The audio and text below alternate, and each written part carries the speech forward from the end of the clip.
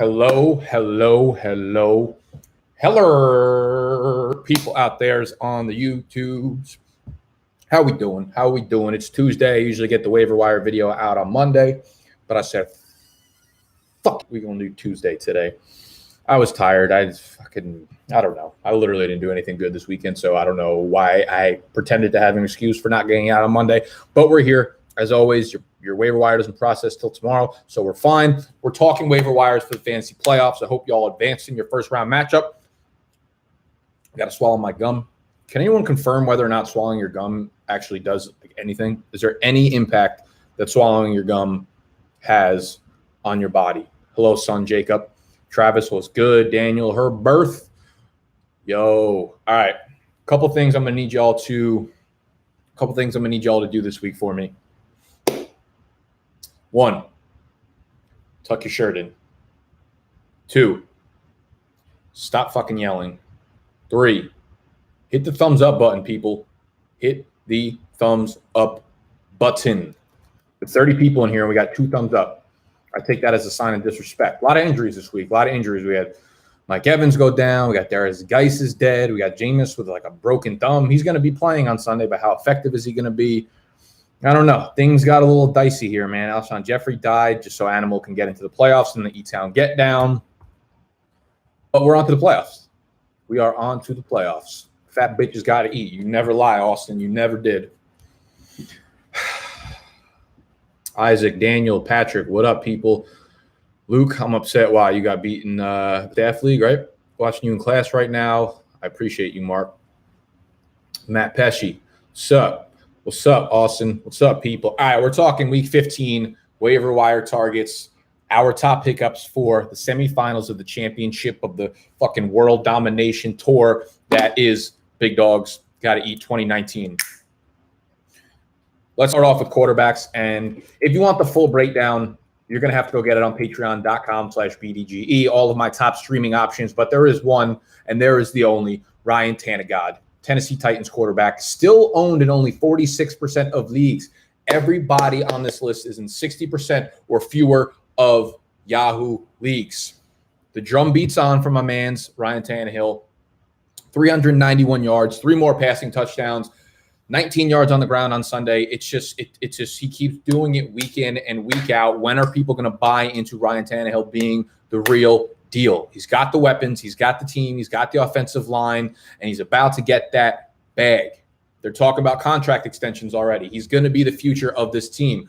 I personally think you might as well franchise tag him if you don't believe in him. It's a small sample size, and we always have to be weary of small sample sizes. Whether you're a quarterback, a running back, a wide receiver, I don't give a shit. Small sample sizes will be the death of a lot of people. A lot of people. Could be the death of Tennessee Titans. Speaking of Ryan Tannehill. But slap the tag on him and then give him an extension if he plays well. The volume is obviously something to still be concerned about. He had 27 passes on Sunday, which went for 391 yards, which is out of control. But that is a 4-game high. Since Week 9, he's been at or under 27 pass attempts over the last month of the season. However, the matchups in the fantasy playoffs are juicier than this fucking margarita.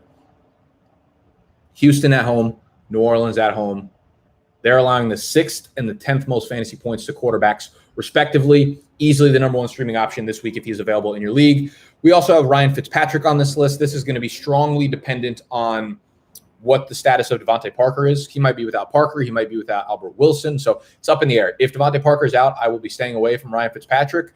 I know he was kind of a disappointment this week against the Jets, but they scored fucking 7 field goals. If you turn one of those field goals into a passing touchdown, Fitzpatrick is looking at an 18 or a 19-point fantasy day, and you're feeling pretty good about that. So there was a lot of luck that didn't go his way. I think if things swing the other way, then we're pretty happy about Fitz, and we're pretty happy about his matchup going into Meadowlands again for the 2nd straight week against the Giants.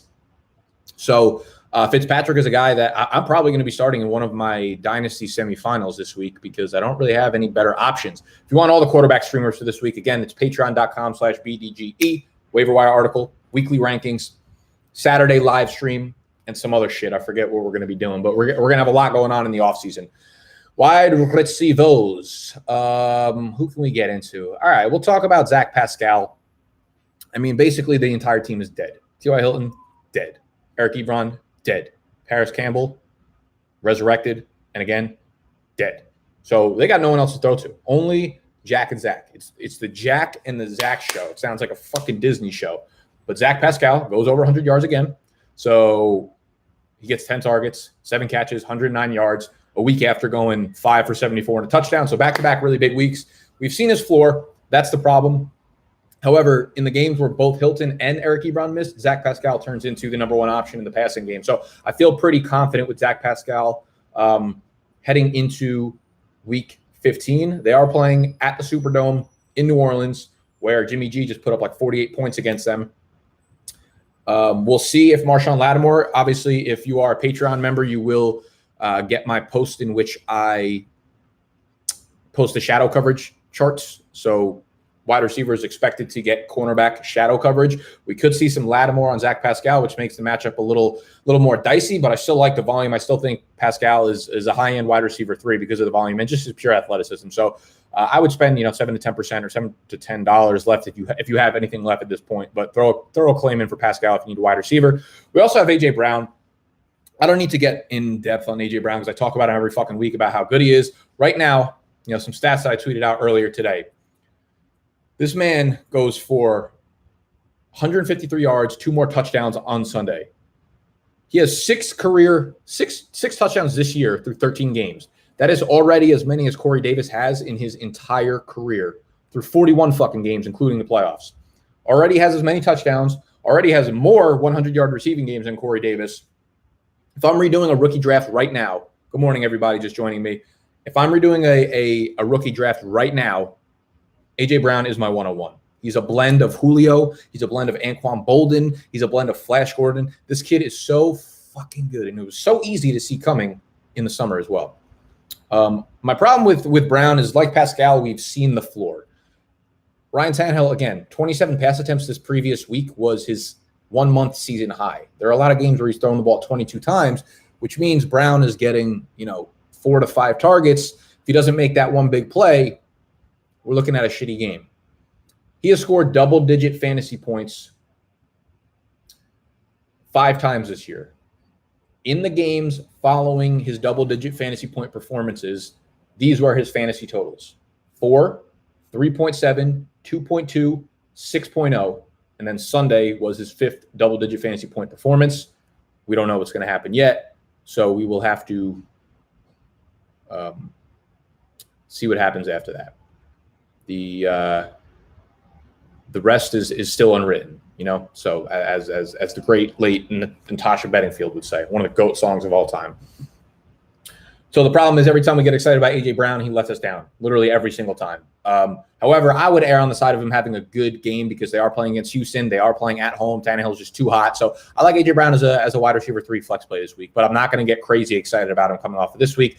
We also like Anthony Miller. We like Chris Conley, and we like Allen Hurns if Devontae Parker is hurt. But again, if you want the full write-ups on them, patreon.com/BDGE. Let's move over to the running backs, man, because this is an interesting week for running backs. I won't go too in-depth on the fucking grinders. Like, there's only so many times I could tell you Benny Snell, Bo Scarborough, and Adrian Peterson are going to get 17 carries for 74 yards, and they might fall backwards into the end zone. Bo's going against Tampa Bay, so there's no way I'm playing him. Benny Snell will be going against Buffalo, who has the best matchup out of the 3, but I'll still take Adrian Peterson. I still think he's got a little bit of juice left. It might just be, the bottom of the bottle juice left. He's got some drips there, but Benny Snell just literally lacks all juice possible. No juice from Benny Snell. But those 3 are not that interesting compared to the other 3 that we have on the waiver wire. Raheem Mostert, 52% owned. DeAndre Washington, 8% owned. And Patrick Laird, 21% owned. So with DeAndre Washington, with Raheem Mostert, this was a guy that I talked about at length last week in my waiver wire video. So if you want to go get, more of my thoughts on him, don't you know we're fucking having a waiver wire video over here? That fucking guy out there is probably picking up Bo Scarborough, thinking it's a good fucking plan. Raheem Mostert. So basically last week, I'm a big believer in Raheem Mostert. I think I'm like making him more and more French every time I say his name. Basically, last week he was one of my favorite pickups, and I said I'd rather err on the side of having him than, letting him go and having someone else kind of win their league based off of his performances. And he came in, he went nuts again this week with Matt Breida coming back. He played on 60% of the snaps, 18% for Breida. Coleman had 16%. So Coleman is being completely phased out of that offense. It's fantastic. Well, Sarah, 10 for 69 on the ground and a touchdown. Caught both of his targets for 40 yards and a touchdown. The kid is just so fucking explosive. Get the ball in his hands, in space. He's going to make plays. He's done it in back-to-back week now, and he has taken over the backfield. Breida got his touches too, 6 carries. He was really good on the ground, 54 yards, so 9.0 yards per carry. Didn't do much in the passing game. Mostert is just locked in, man. He saw all of the red zone touches. He saw all of the carries near the end zone. So it just seems like it's going to be his backfield for the foreseeable future. He gets a home game against the Falcons in Week 15, so that's a very plus matchup, and you could easily start him with confidence as an RB2, or you probably have him as a flex at this point if you're in the semifinals of your league. So he's the number one waiver wire pickup this week. Got to like DeAndre Washington as well. Josh Jacobs, the fractured shoulder or whatever, I would be surprised if he plays again. I would be surprised if they don't just shut him down for the rest of the year, because he could really seriously re-injure that shoulder and keep him out for a while. So DeAndre Washington, we weren't really sure what was going to happen in that Oakland backfield, right? Because we have Jalen Richard, we have DeAndre Washington, and historically, anytime those two are the two running backs for the Raiders, if their starter is out, historically they've split time, and historically Jalen Richard has been like the pass catcher of choice for these Raiders teams, but that was not the case. DeAndre Washington took over the backfield, played on 63% of the snaps, got 20 total touches, almost 100 yards from scrimmage, got the 3 red zone carries, got the 1 goal line touch, scored a touchdown. So Jalen Richard was not involved really like at all. And it's pretty surprising. Just I would have imagined it would have been at least closer to like a 55-45 split, but it just wasn't the case. DeAndre Washington looked good. The thing is, like, I'm still a little bit hesitant to label DeAndre Washington as anything more than like a kind of a desperate flex play, because I mean, he is smaller stature. I don't really have a lot of confidence in Gruden not using Jalen Richard in the passing game a little bit more, right? Because we've seen it so often. And if Jalen Richard comes out and gets 6 targets next week compared to like 3 for DeAndre Washington, it won't surprise me whatsoever. But that being said, assuming Josh Jacobs is gone, assuming he's dead, assuming that fractured shoulder has fractured all of your fantasy hopes, DeAndre Washington would be my preferred pickup. He would be the number 2 waiver wire pickup this week behind your boy Raheem Mostert. Then you have Patrick Laird. I don't fucking know. I mean, he gets who do the Oakland Raiders play this week? They play the Jacksonville Jaguars, they're probably the worst fucking defense in the NFL at this point. It's actually absurd. 5 straight losses, 35 points per game they're allowing to opponents, an average loss margin of like 24 points. It's ugly in Jacksonville. They're not playing for anything. They are not motivated. So this would be really nice if Josh Jacobs was out on the field, but he's not, because he's never handled a full fucking workload and he got hurt doing it. I'm just kidding. I'll take the L on Josh Jacobs. But my preseason analysis was not that he was never talented. My preseason analysis was always that he never handled a workhorse workload, and I don't know if he could do it in the NFL. Does this prove me right? No, he did it really. He ran really well for a long time, though he had a lot of dud games. But this was my concern with Josh Jacobs, and it will continue to be my concern because we still, up to this day, have never seen him healthily handle an NFL-featured back workload. That being said, DeAndre Washington is your guy. Patrick Laird, very involved in the passing game. If Devontae Parker and Albert Wilson are again out, he gets even a nicer boost. And he's got double-digit fantasy point performances in back-to-back games. They get the G-Men in Week 15, so it is a nice matchup for the Lairdinator. I also think if you're a Derrick Henry owner, sneaky, you should probably go grab Dion Lewis, because he came into the game less than 100% with the hamstring injury. Ran very well, obviously, put up like his 4th or 5th straight 100-yard performance. But he did leave the game, went into the locker room for a second with the hamstring. So, if they just decide not to suit him up for Week 15, then Dion Lewis would probably get a 15 to 20 touch workload. So I think if you are a Henry owner, the handcuff makes sense there on Dion Lewis. Tight ends we'll go into very, very briefly. O.J. Howard seems to be the guy with Mike Evans dead. O.J. Howard seems to have risen back from the dead. So he was dead. Now Mike Evans died so that O.J. Howard is no longer dead. 64 yards or more in bike-to-bike performances. First time since week 7 and 8 of last season. Super athletic. Gets to go against Detroit, who actually have not been that generous to opposing tight ends. But all of the good tight ends that they've played have had pretty good games against them. So I kind of like O.J. Howard this week. And he gets Houston in week 16 in your championship, who are bottom 10 against the tight ends, and just got absolutely fucking molested by Noah Fant. So O.J. Howard is my top tight end waiver wire pickup of the week. Tyler Higbee is obviously another very, very, very strong pickup because Gerald Everett has not even stepped foot on the practice field in about 2 weeks. So that means he is probably way closer to not playing again in week 15. They play Dallas, but I don't think the matchup really matters considering he's just literally just locking on to Higbee and Robert Woods. Higbee's gone 2 straight games over 100 yards, just an absolute animal. So Higbee becomes another good pickup. Ian Thomas is a great pickup in deeper leagues. However, Greg Olsen missed last week with a concussion. So usually by the second week, you can get clearance on the concussion protocol if you don't get it in the first week. So I kind of expect Olsen back. If he is out, then you have to like Ian Thomas because he gets the Seattle Seahawks, who, besides the Cardinals, have been the worst against fantasy tight ends this year. Streaming defenses.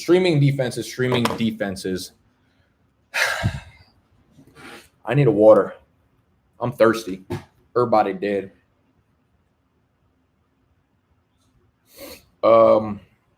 So streaming defenses. The Kansas City Chiefs are my favorite streamer this week again. They are 32% owned. They go against the Denver Broncos. Kansas City's at home. They are so good at Arrowhead. People keep underestimating their defense. They just keep thinking about how Patrick Mahomes scores so many points and their defense lets up so much points. But that hasn't really been the case for a long time now. Minus 10.5 point favorites at home against Denver. 45.5 point over under.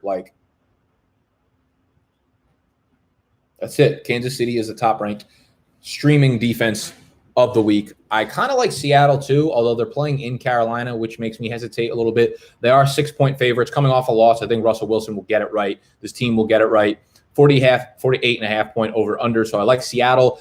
I like Tampa Bay too. They're only 4% owned. So if you are desperate, you're in a bigger league and there's not a lot of good options, I think Tampa Bay is a sneaky good start on the defensive side of things. 4% owned, playing in Detroit, but they are 4-point favorites. I think they're going to score a lot of points if Jameis is on the field, which in turn will make Detroit throw the ball a lot. And we love when David Blough throws the ball a lot if you are streaming a defense against them. So those are all my waiver wire pickups for the week. Again, if you want really all of them, you want all of them, you're going to have to go subscribe on Patreon to get the waiver wire article. Patreon.com/BDGE. Say cheese for the camera, bitches. Skirt. I'm so pissed. I cracked my lens. I don't know if you guys can see it. Yeah, it's cracked over here. I didn't just do that recently, though. We did that when we fucking went to the NFL draft in Nashville back in April. I didn't even know when I cracked it. I just remember waking up on the last day and being like, fuck, the lens is cracked. It's pretty shitty, huh? It's not good for business. Although it's worked perfectly and you don't see any cracks in it when you're filming anything. So that's pretty fucking nifty. Okay. Week 15. Big crike bike.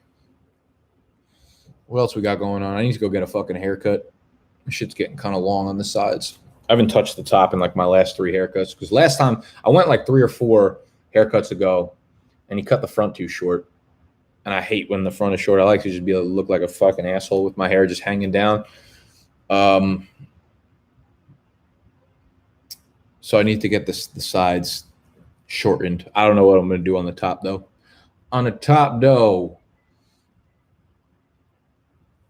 So if y'all enjoyed the video, because there's 3 times as many people in here as there are thumbs up, I think what I'm going to do is do a mullet on the front. A reverse mullet. Has a reverse mullet ever been done? What do you think about that? Go really short and then just let this shit go like all the way down to here? That'd be fucking sick. First of its kind. Yeah, smash that thumbs down button, baby. So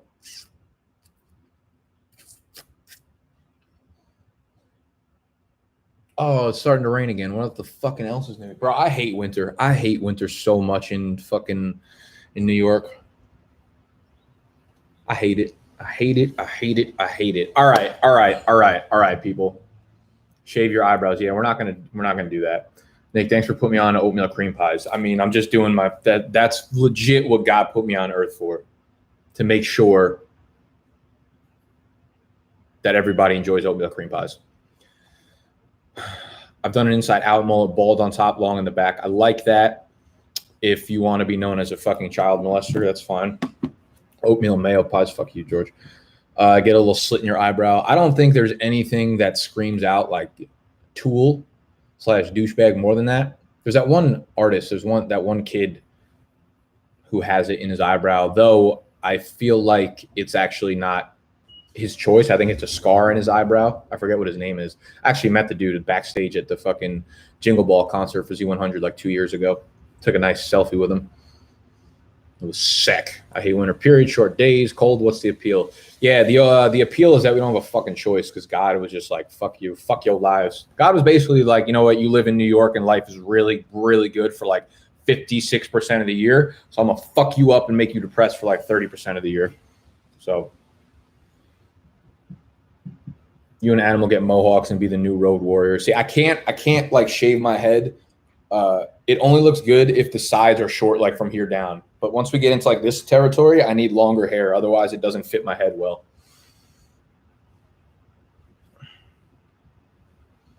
Charlie Puth. There you go. That's the kid.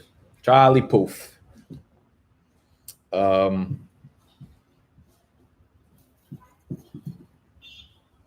Yeah, so I met him. Nice guy. I was very judgmental before I met him. I was fucking blackout when I met him too, honestly. I'm just making this up. I don't remember the conversation we had. But yeah, I think the slit is fake. Austin Balls, 83. What the fuck is that? Oh, TI 83 or 4. Wrong on both accounts, 83 plus. Got any dope games on that? How do you even get to games? I forget. He has a scar from a dog. Yeah, that's what I thought.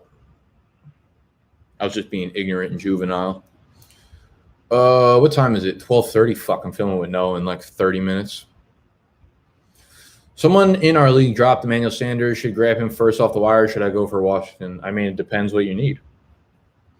Depends if you need a running back or wide receiver.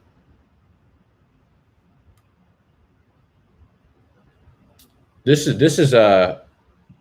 was such a bad week for injuries.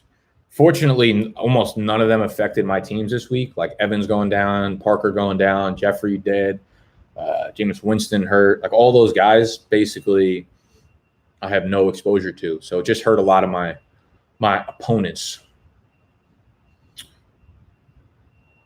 Good streaming defense. Yeah, I just talked about it. KC is my favorite streamer this week for sure.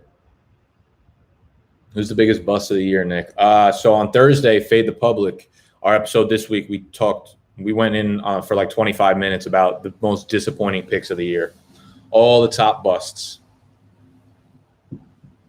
So basically, I mean, from the first round, you have, well, maybe not first round, but like borderline first rounders. I mean, there's a lot of wide receivers. OBJ, Juju, Le'Veon Bell, David Johnson. There was just a lot of guys with a mix of like injuries and just bad performances. A lot of guys that could fall into that, depending on like I feel like a lot of guys, if you were the owner of them, like Devontae Adams was obviously injured for 4 weeks, but if you owned him, even when he was on the field, it's not like you got great performances on it and stuff. Yeah, I mean, I really don't understand how people were drafting him in the second or third round by the time like late August, early September came. There was just so many fucking red flags. But yeah, we talked about AB.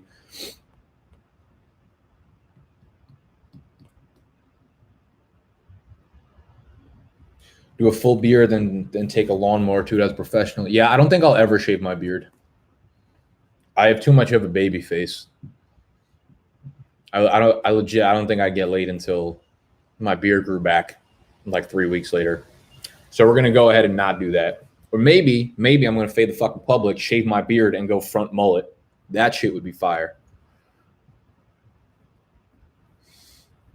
Yep. Kamara and Saquon definitely not returning value on their picks either. They were in the bust. They were in the bust category for sure. Call it cousin it. Cousin it ugliest.